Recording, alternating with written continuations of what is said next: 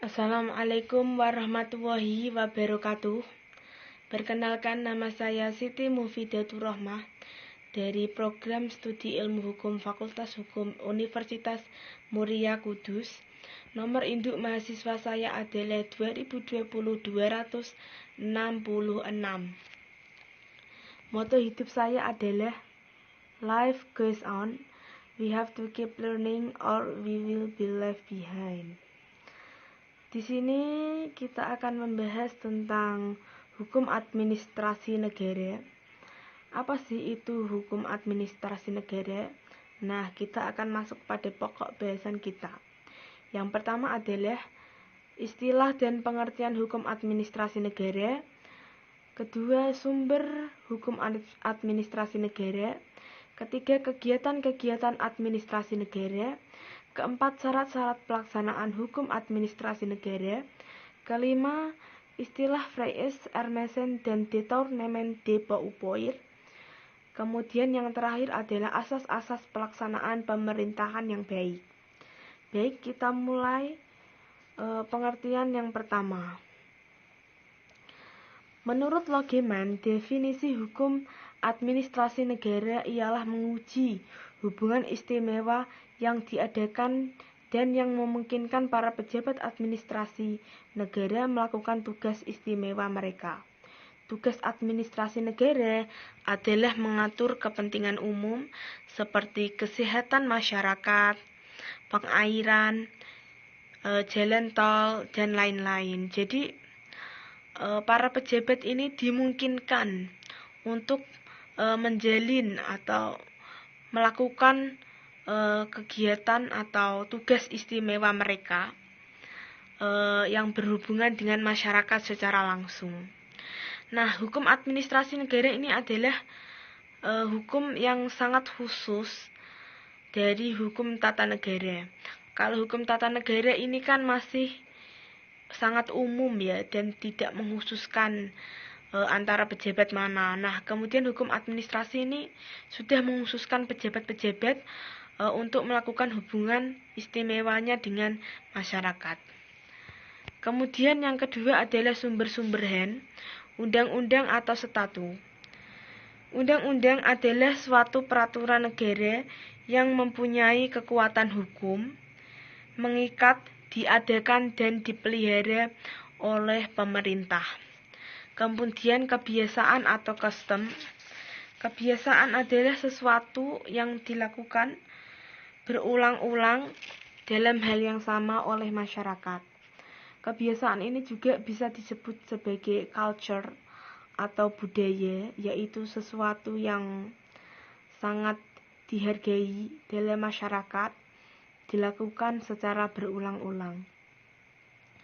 Kemudian keputusan-keputusan hakim atau jurisprudensi. Keputusan-keputusan hakim atau jurisprudensi ini adalah keputusan hakim pada masa terdahulu yang dijadikan dasar hukum atau keputusan hukum atau sumber hukum untuk membuat keputusan-keputusan untuk kasus-kasus masa kini. Kemudian traktat atau treaty adalah perjanjian antara dua negara atau lebih. Yang terakhir adalah pendapat sarjana hukum atau doktrin. Pendapat sarjana hukum ini adalah suatu pendapat mengenai suatu pasal yang dijabarkan oleh seorang sarjana hukum. Nah, penjabaran-penjabaran inilah yang nantinya disebut sebagai doktrin. Mengapa hal ini menjadi sumber hukum? Karena bila tidak ada logika atau pemikiran-pemikiran dari sarjana hukum, mungkin suatu kasus dengan pasal itu tidak bisa dikuatkan. Nah, bila ada pendapat sarjana hukum atau doktrin ini, maka suatu kasus yang ditimpali pasal tersebut bisa jadi menjadi satu kasus yang sangat kuat dan bisa cepat diselesaikan atau dihakimi. Kemudian yang ketiga adalah kegiatan-kegiatan administrasi negara. Sebagai fungsi atau aktivitas yaitu kegiatan pemerintahan, artinya mengurus kegiatan negara seperti melindungi hak perseorangan dan masyarakat. Kegiatan-kegiatan administrasi negara ini adalah mengurus kegiatan negara. Kegiatan-kegiatan negara yaitu seperti melindungi hak perseorangan dan hak-hak masyarakat. Yaitu hak-hak masyarakat yang seperti kepentingan umum tadi, seperti jalan raya, kesehatan masyarakat, dan lain-lain. Kemudian syarat-syarat pelaksanaan HAN. Pelaksanaan hukum administrasi yang baik apabila memenuhi atas asas-asas HAN, yaitu ada 2 asas utama. Akan dijelaskan asas-asas yang lebih detail nanti pada pembahasan yang terakhir. Asas yang pertama adalah asas mengenai pengambilan keputusan yang tidak boleh berunsur kepentingan pribadi atau vested interest, yang mana adalah menguntungkan pribadi saja, tidak menguntungkan banyak orang.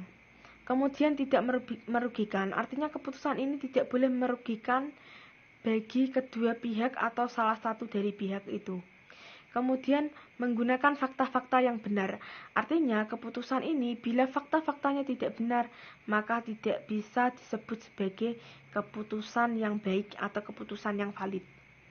Yang kedua adalah asas mengenai kebenaran fakta, yaitu larangan kesewenang-wenangan, larangan penyalahgunaan jabatan, asas kepastian hukum juga diperlukan, larangan penyalahgunaan jabatan, larangan diskriminasi hukum, dan pejabat tidak boleh ceroboh. Artinya pejabat dalam melakukan hukum administrasi negara ini harus sangat-sangat jeli dalam memahami suatu kasus atau kegiatan-kegiatan dari hukum administrasi itu sendiri. Kemudian yang kelima adalah ada istilah Freies Ermessen dan Détournement de Pouvoir. Freies Ermessen ini berasal dari bahasa Jerman, yang artinya Freies ini adalah pertimbangan atau keputusan, dan Ermessen ini adalah Freies ini adalah umum atau mementingkan kepentingan umum atau keputusan. Yang Ermessen ini adalah pertimbangan,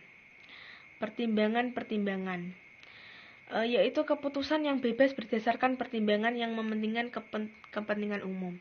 Jadi para pejabat hukum administrasi ini harus memenuhi asas Freies Ermessen, yaitu keputusan memang bebas pendapat dari pejabat itu sendiri, namun harus mempertimbangkan kepentingan umum. Tidak boleh, seperti yang saya jelaskan sebelumnya, tidak boleh mengutamakan kepentingan pribadi atau vested interest.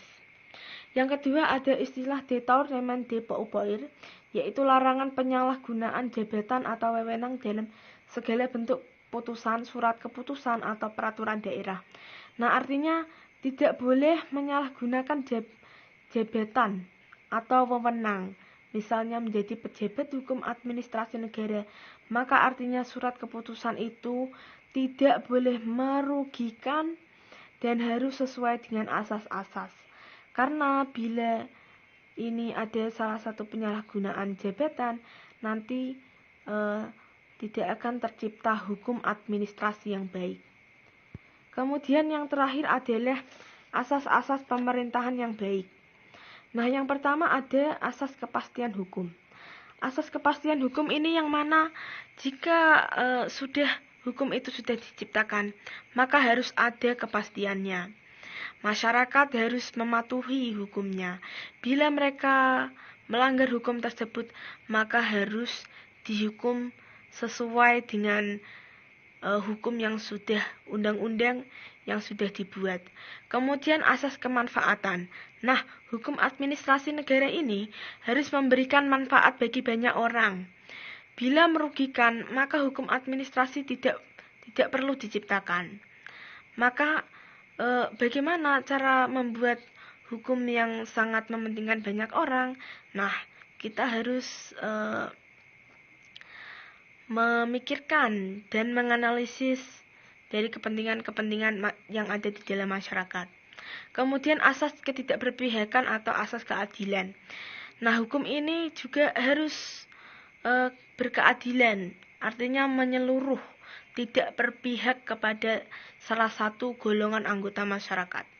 Kemudian asas kecermatan, yaitu dalam membuat hukum haruslah sangat jeli, harus menganalisis, dan harus cermat.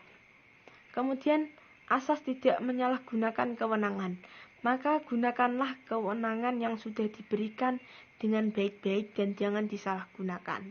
Kemudian asas keterbukaan, dalam membuat hukum ini haruslah terbuka dan di hadapan masyarakat umum.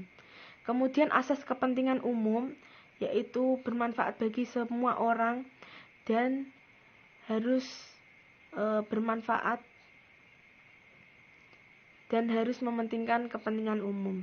Dan yang terakhir adalah asas pelayanan yang baik, yaitu pelayanan hukum administrasi atau pemerintahan